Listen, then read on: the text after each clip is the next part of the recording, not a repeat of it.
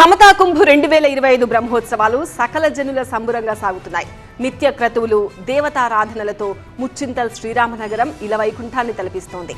ఉత్సవాల 5వ రోజు సాకేత రామచంద్ర ప్రభువు అశ్వవాహనంపై విహరించారు. మరోవైపు 18 దివ్య దేశమూర్తులకు గరుడ సేవలు కనువిందుగా జరిగాయి.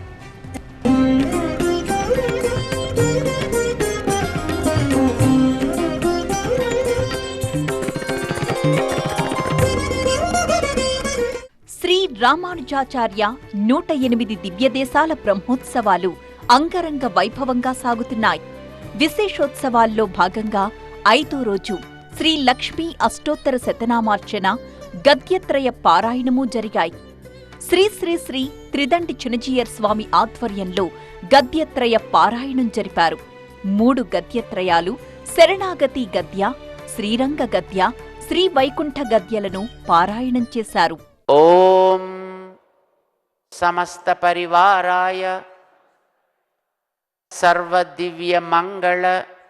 గద్యత్రయతో పాటు శ్రీ లక్ష్మీ అష్టోత్తర శతనామార్చన కూడా నిర్వహించారు.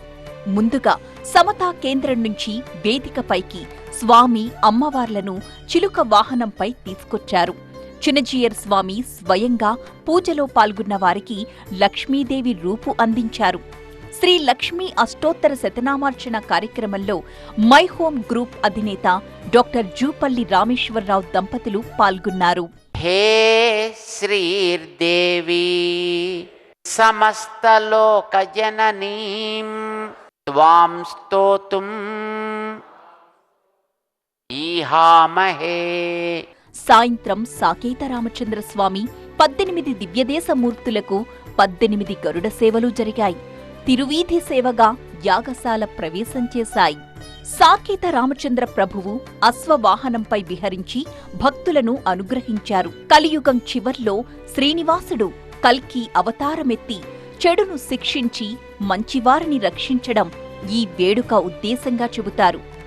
స్వామి అశ్వవాహనాన్ని అధిష్ఠించి కలి దోషాలకు దూరంగా ఉండాలని, నామ సంకీర్తనాదులను ఆశ్రయించి తరించాలని ప్రబోధిస్తోంది.